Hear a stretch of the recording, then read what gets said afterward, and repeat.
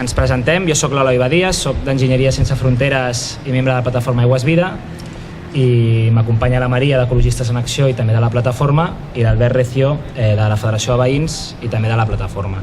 Us explicarem una mica el procés que hem viscut aquests 2 anys de persecució d'aquest contracte que alguns diuen que existeix i alguns diuen que no existeix, però la realitat ha estat que no ha aparegut.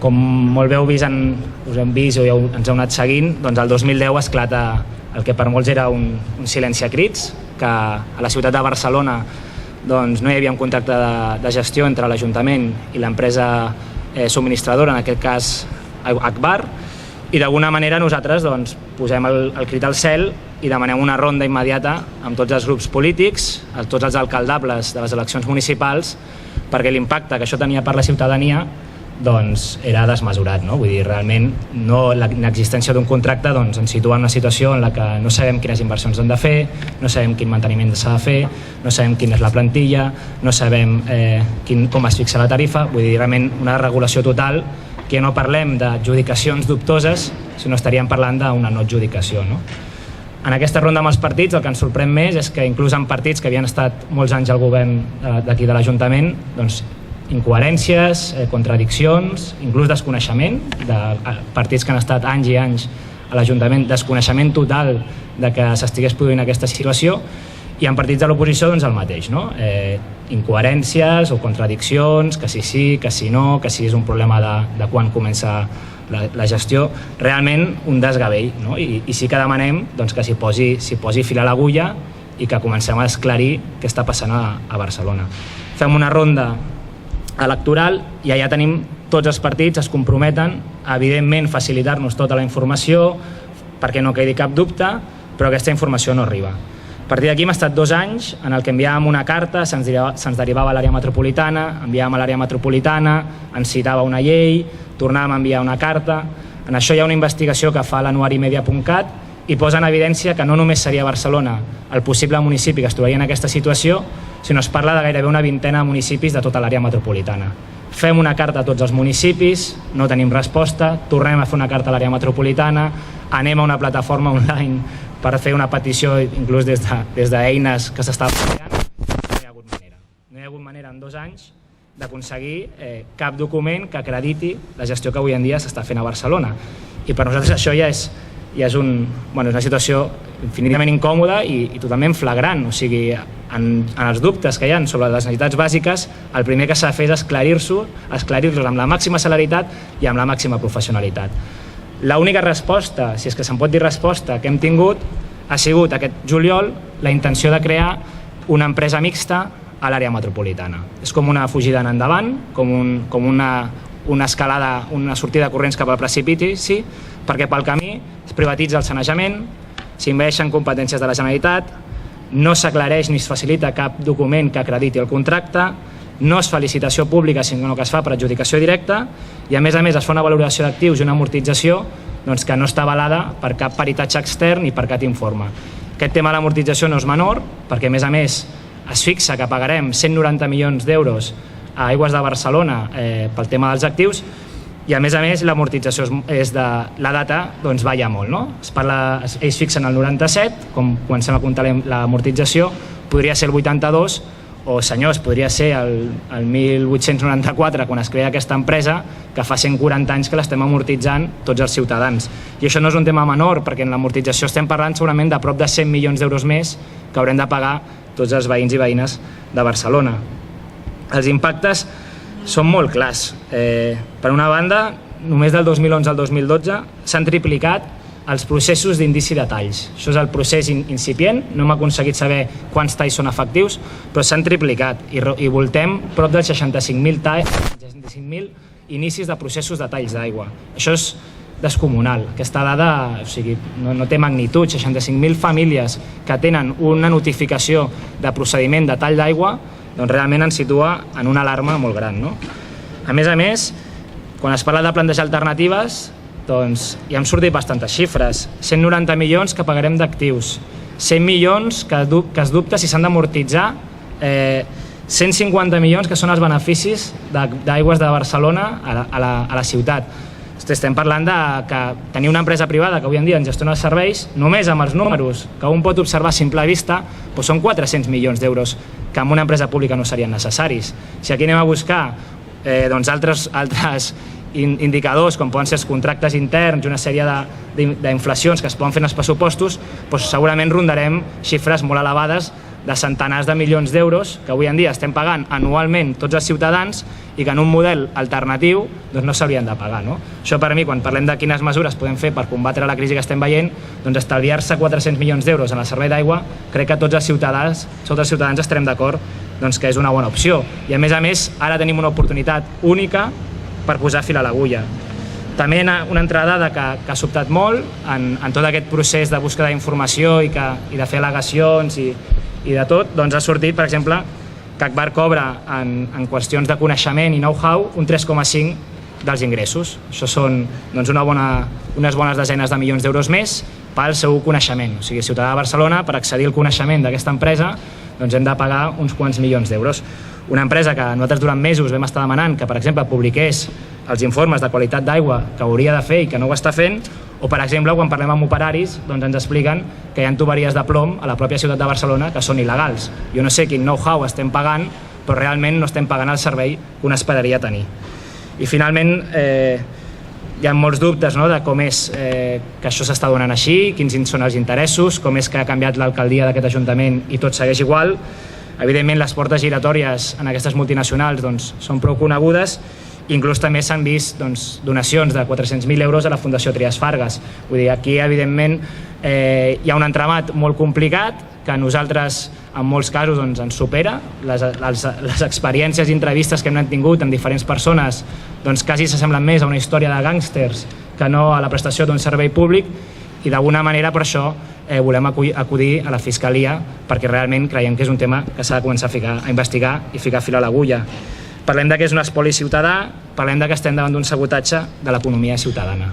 Moltes gràcies. Bé, jo crec que la introducció ja ha explicat prou bé el problema, només remarcar algunes coses que com a FAP ens preocupen molt, i crec que tots els membres de la plataforma ens preocupen molt. En primer lloc, l'opacitat a tot el procés. Jo puc explicar directament a la FAP, ens entenem perquè a Iniciativa ens ho filtra. I el mateix dia que ens ho van filtrar teníem reunions amb altres partits i vam preguntar què passava i no sabe, no contesta. El qual ja és algú que t'amaga un tema tan important, diguem-ne, el contracte d'aigües de Barcelona deu ser el contracte més important de la ciutat, o el servei més important, o el segon servei més important de la ciutat de Barcelona, i que dirigents de diferents partits et diguin que no en saben res, sembla realment sospitós, no?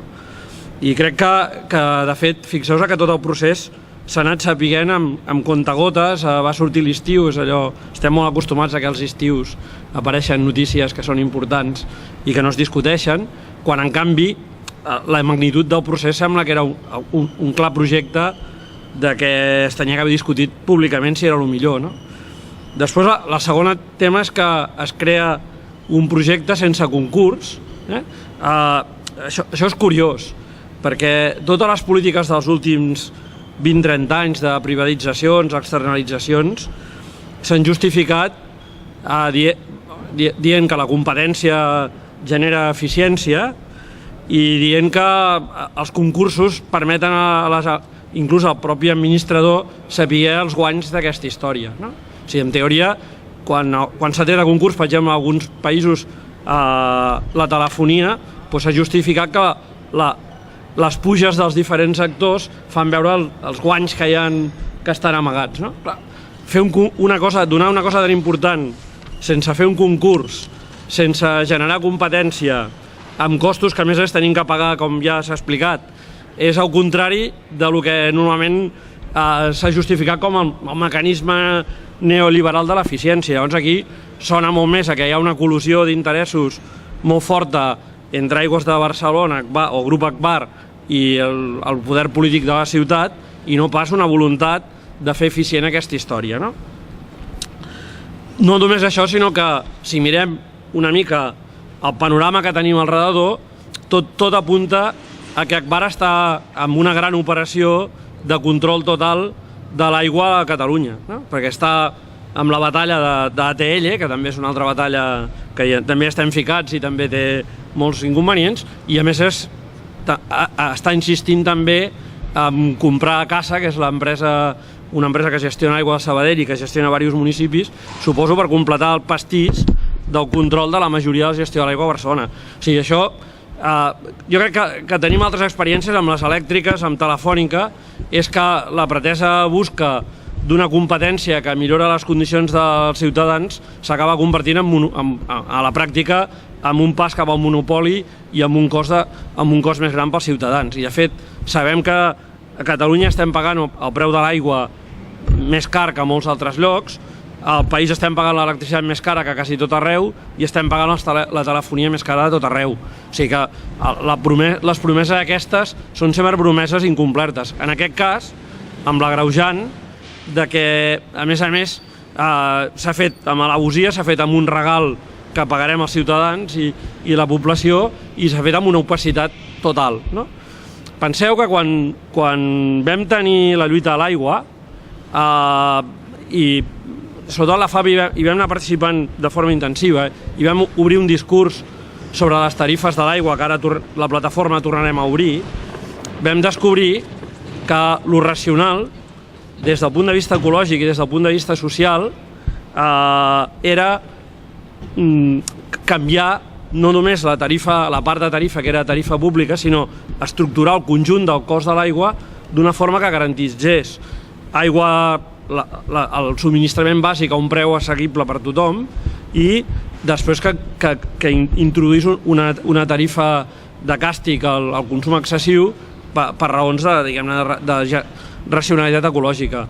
El problema més gran que vam trobar ja llavors en aquella lluita és que el que no es podia tocar era la part de tarifa que controlava Aigües de Barcelona.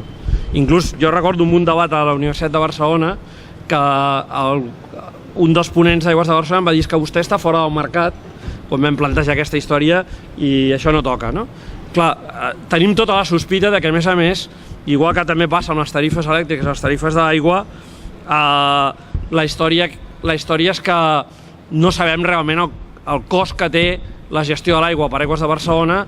Hi ha més que sospites, hi ha inclús alguna denúncia de la pròpia Fiscalia de Comptes on mostraven que inclús Agbar en algun municipi, jo recordo així a memòria del Creixell de Mar, donava diners a l'Ajuntament per quedar-se amb el servei. Suposem que el síndic de Comptes ho va denunciar, perquè suposem que a canvi que et doni una mica de diners em deixes fer el que vulgui, no? Pensem que Aigües de Barcelona fa molt temps que està fent el que vol aquí i que el no fer el concurs és una forma de que això només no s'aflorin aquestes pèrdues, no? I per tant, nosaltres pensem que tant des del punt de vista de la llibertat política, des del punt de vista de la racionalitat econòmica i des del punt de vista de la racionalitat ecològica, que són tres coses, i social, que ens preocupen, això és simplement un regal que es fa amb un monopoli privat perquè segueixi funcionant, i per tant nosaltres creiem que els ciutadans i ciutadanes de Barcelona, les entitats, els moviments socials de la ciutat, tenim l'obligació moral i la necessitat d'oposar-nos directament a això que és simplement un expoli al conjunt de la ciutat. Hola, soc la Maria García, d'Ecologistes en Acció de Catalunya, i bé, jo crec que els companys ja han expressat i han demostrat que la presentació de la denúncia que avui fem a la Fiscalia d'Anticorrupció de Catalunya presenta indicis clars d'opacitat en el procés administratiu que s'ha portat durant dècades. O sigui, no només amb la manca de contracte, sinó també en la creació d'aquesta empresa mixta, que ara normalment les administracions diuen aliances públiques o privades de forma eufemística, i que únicament el que pretén és institucionalitzar una pràctica on no només veiem portes giratòries, sinó vasos comunicats entre el món polític i el món empresarial multinacional. Llavors, aquesta denúncia que presentem ja és la via última a la que estem acudint, però que és la punta de l'iceberg de les denúncies que nosaltres estem portant des de fa molts anys. No només en els costos a la ciutadania, nosaltres pensem que això és una estafa de gran calat. El cost que està pagant la gent per l'aigua no és el cost que hauria de pagar. Pensem que és una estafa a la ciutadania perquè hi ha una sobreexplotació dels aqüífers i dels rius que actualment no estan complint els cabals que marca la directiva europea. Tots aquests costos ambientals i socials i econòmics s'estan portant a terme durant dècades i amb la passibilitat i pensem que connivència de les administracions. Nosaltres a la plataforma ara engeguem una campanya pública de recollida de signatures online a la ciutadania perquè es pugui esclarir aquesta situació. Pensem que ha de ser la ciutadania, com que no tenim canals democràtics, hem de nosaltres intentar mobilitzar la ciutadania perquè puguin fer arribar aquesta demanda a les administracions públiques i aquesta campanya va en la defensa de recuperar la gestió pública de l'aigua. Nosaltres estem denunciant els problemes de la privatització de l'aigua a Catalunya, que en aquests anys és de l'ordre del 80%. Demostrem com aquesta gestió és ineficient, té grans costos, com ja hem dit, a la societat i té grans beneficis per una multinacional que es diu Agbar. Defensem l'aigua com un dret humà, no com una mercaderia. Això està reconegut per l'Assemblea General de Nacions Unides el 2010. Nosaltres reclamem als responsables polítics públics que facin compliment dels seus deures amb els ciutadans i amb els acords internacionals que han pres i que tornin a la ciutadania el control social i públic de l'aigua. O sigui, no pensem tampoc que no defensem qualsevol gestió pública. Pensem que les estructures públiques poden ser igual de corruptes si no hi ha un procés de participació i control social. I en aquest sentit també volem recordar que al món el 90% de l'aigua és gestió pública. Aquí és tot el contrari. Podem fins i tot anar a països neoliberals com els Estats Units, on únicament el 8% són operadors privats. Està clar que per gran part del món l'aigua és un bé públic, és un dret humà i és un recurs escàs que aquí a Catalunya hem pogut patir a la sequera del 2006-2009 amb prou evidències de com som un país mediterrani i no només la situació de sobreexplotació, sinó el canvi climàtic ens porta a una situació d'extrema vulnerabilitat. I aquí reclamem, pensem que la nostra lluita per la gestió pública de l'aigua es pot guanyar com s'ha fet a París.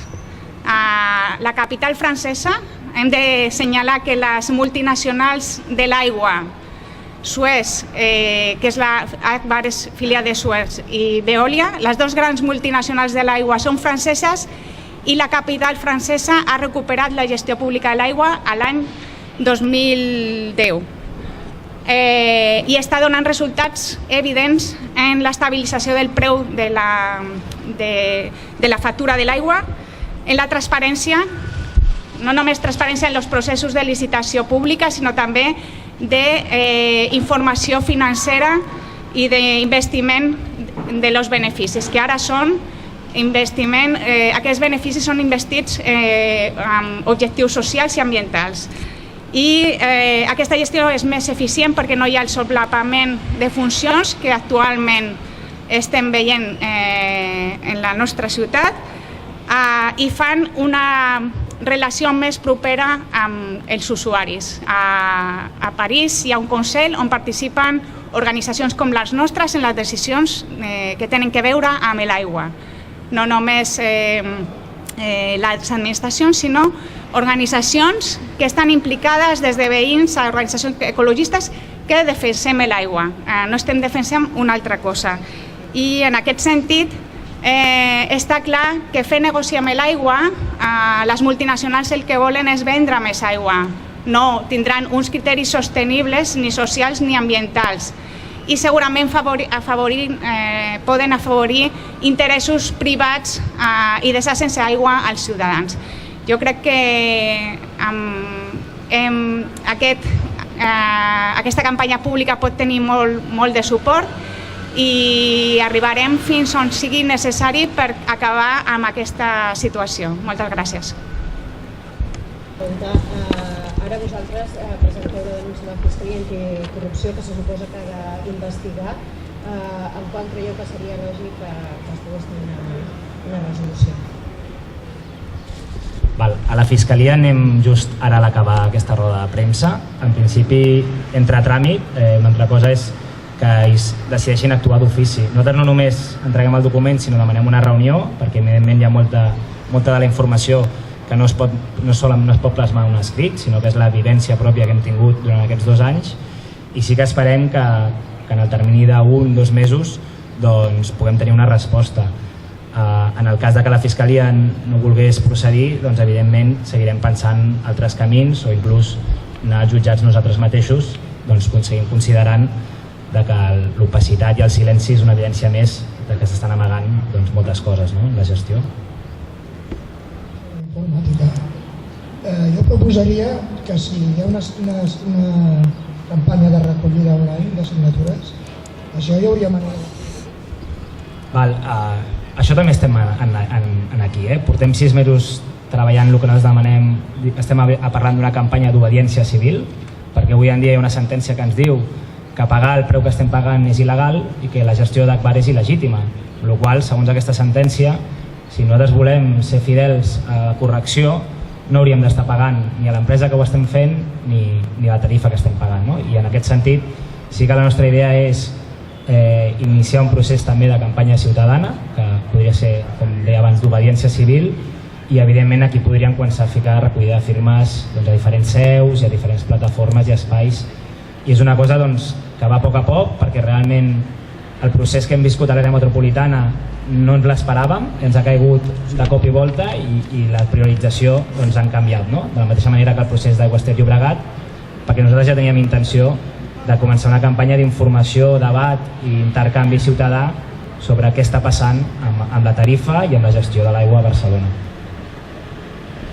5.000 famílies que haurien rebut un inici de procés de tall d'aigua. És a la ciutat de Barcelona, als municipis. Parlaves d'indicis, no sé si pots donar algun detall més com ho veu. Per ordre. Els talls. Les dades que hem donat són de la Societat General d'Aigües de Barcelona. A l'àrea metropolitana, principalment, Agbar opera amb dos filials, amb SGAP i amb Sorea. Els que hem aportat són, concretament, la Societat General d'Aigües de Barcelona, que és la majoritària, estaríem parlant d'uns 2 milions de persones i pràcticament el volum més gran és la ciutat de Barcelona. Aquesta informació, tot i que segurament hauria de ser pública també i transparent, ens està costant Déu i ajuda. No hem aconseguit saber els talls efectius, que és una cosa que sí que estem intentant saber. En el cas que el fiscal anticorrupció no actuï d'ofici, d'acord amb aquesta proposta que fareu, quant de temps encara tenim per interposar sobre la situació per presentar un contenciós en el procés aquest de l'empresa mixta. Nosaltres no ens han respost l'últim recurs que hem presentat i això ens donava 6 mesos. Per tant, calculem que encara ens quedarien 4 mesos per si també ens volem sumar als 7 contenciosos administratius que avui en dia ja té l'àrea metropolitana damunt la taula. I ho enllaço amb el de presidència.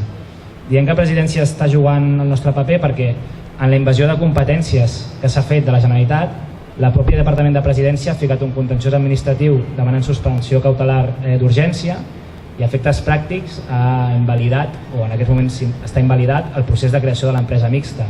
Per tant, ens tornem a situar en una situació de debilitat jurídica total, de desemparació del ciutadà, i avui en dia estem a l'espera que un jutjat digui si el procés de l'empresa mixta segueix endavant o no segueix endavant. Quant a Aigües Ter Llobregat, el marge, a més, de tot el gran rebombori d'interposició de recursos, etc. té també... I finalment, sobre Aigües Ter Llobregat, aquí sí que el nostre plaç per presentar contenciosos s'ha esgotat. D'alguna manera, el que ara estem treballant és amb els partits del Parlament, perquè sembla que hi ha prou voluntat i hi ha prou pes perquè hi hagi una majoria al Parlament, per tal que en el cas que s'anul·lés tot el procés, perquè sabeu que ara això també està de nou en els jutjats, doncs d'alguna manera llavors ja sí que acreditar o assegurar que la gestió seguirà sent pública i que la podrem millorar amb la participació de tots i totes. Però ara realment en aquest cas estem més en un moment de pressió ciutadana i de treball al Parlament i que no tant amb l'oportunitat d'anar contenciosos. També hem de dir que per nosaltres anar a un contenciós administratiu no és la nostra realitat. És la realitat en la que juguen aquestes grans multinacionals. En una de les notícies Akbar ja insinuava que havia immobilitzat 100 milions d'euros per fer front a qualsevol contenciós. Això és una mesura d'intimidació i de força. Evidentment, quants municipis avui en dia poden immobilitzar 100 milions d'euros del seu pressupost i evidentment no és el nostre joc. Nosaltres aquí parlem de que les coses es facin ben fetes i de que hi hagi responsabilitats. Evidentment no som unes entitats que ens agradi haver d'anar ni a la Fiscalia Anticorrupció ni als jutjats a presentar contenciosos. Perquè això a la FAP ens han vingut moltes vegades. El problema és que tal com està el sistema fiscal, el sistema judicial és un sistema, quan entres és per rics, diguem-ne. Llavors, jo crec que una part de la impunitat que tenen aquesta empresa és això. Per posar-vos un exemple, quan la FAP vam interposar la querella en el cas Miller, vam tenir que recollir 6.000 euros de gent per poder estar a la querella.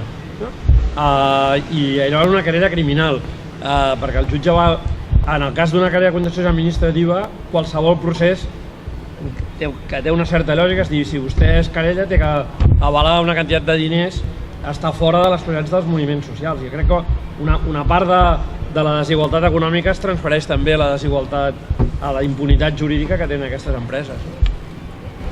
Sembla que queda pendent la resposta si penseu que hi ha també un indici de corrupció en el tema de ATL i la decisió de la Generalitat de presentar recurs contra sobre la seva pròpia decisió. Bueno, ATL realment nosaltres vam fer un comunicat on dèiem la Generalitat denuncia la pròpia Generalitat, vull dir, algú una mica esperpèntic, amb un òrgan adjunt al Departament de Presidència que en aquell moment ho portava el Germà Gordó, que ara és conseller de Justícia, i aquell òrgan adjunt a Presidència és qui anava en contra de la pròpia Generalitat, o sembla ser que la Generalitat no hi estava d'acord. Vull dir, realment ha sigut una història que no ha fet més que augmentar els dubtes, i el que sí que hem vist és que sembla ser que des de fa un any aquí la gestió de l'aigua es fa a base de pleits. O sigui, les lleis ja no existeixen, sinó que funcionarem en contenciosos i anirem avançant fins on podem. Nosaltres, en el cas concretament d'Aigües Ter Llobregat, vam presentar una moció on es va aprovar més de 35 municipis, que això són 1.200.000 persones, i alguns d'ells parlaven que a més era un procés inconstitucional perquè s'estaven expropiant infraestructures pagades pels propis municipis. Vilafranca del Penedès i Vilanova i la Geltrú van iniciar una segona moció en la que ells mateixos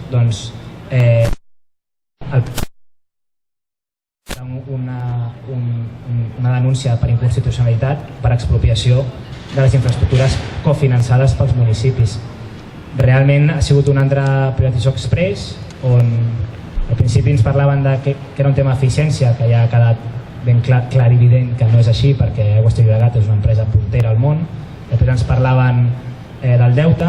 Avui en dia se sap que tots els ingressos que vindran d'Aigües Ter Llobregat no aniran a eixugar el deute de l'empresa perquè l'empresa és viable a dia d'avui, i finalment semblava que era un tema de dèficit, o sigui que l'aigua havia passat a ser un actiu financer i avui en dia el que els ciutadans paguem ja no és el servei de l'aigua, sinó són potser la línia 9 del metro o potser el tren d'alta velocitat o el quart cinturó o les falcs que tenen a l'administració. Aquesta no és l'economia ciutadana, això és l'enginyeria financera d'uns gestors que amb els nostres diners ho han fet molt malament, no? I aquí evidentment considerem que si algun jutge volgués investigar, doncs el que està passant és un sabotatge, dèiem, de l'economia ciutadana, no està passant altra cosa. Vull dir que nosaltres amb la tarifa de l'aigua paguem cànons concessionals per asfaltar carrers, fer teatres, o paguem malbaratament de recursos públics d'altres departaments, doncs és una aberració i va en contra del que es parlava tant des de la Unió Europea de fer que el cicle integral de l'aigua sigui sostenible, no? Doncs, a mesura que anem expropiant diners del propi cicle per fer front a altres dèficits, doncs estem d'alguna manera tergiversant el que és un servei públic de l'aigua. Sí, heu parlat de l'Ajuntament, de l'àrea metropolitana. No sé si quan parleu d'administracions s'inclouen altres ajuntaments, Diputació, fins i tot noms concrets. Sí, ens heu preguntat per responsables. Nosaltres, com que la sentència parla de Barcelona i Barcelona sempre ens remet a l'àrea metropolitana, d'alguna manera demanem de responsables de l'Ajuntament, de l'àrea metropolitana i d'Aigües de Barcelona. Evidentment, aquest procés té molts fils per estirar, vull dir, curiosament el mateix jutge que va ficar en primera plana aquesta sentència és el jutge que després ha escrit un llibre amb la Fundació Akbar i és el jutge que fa 4 dies li demanava al RAC1 que a veure si feia el favor de donar la documentació d'Acciona a Akbar, no? Vull dir que realment hi ha infinits fils per estirar. Nosaltres comencem pel que ens sembla més evident, però tota l'àrea metropolitana i, com deia, una vintena de municipis podrien trobar en la mateixa situació. I doncs ho deixem aquí. Moltes gràcies per haver vingut. Dimecres fem un taller sobre el rebut de l'aigua, divendres, sobre el rebut de l'aigua a la Sagrera, a les 5:30. I el dissabte, una gran mobilització que sortim al carrer. I el dissabte tenim convocada la mobilització en diferents col·lectius de diferents serveis públics i seguirem treballant amb el tema i informant a la ciutadania. Moltes gràcies.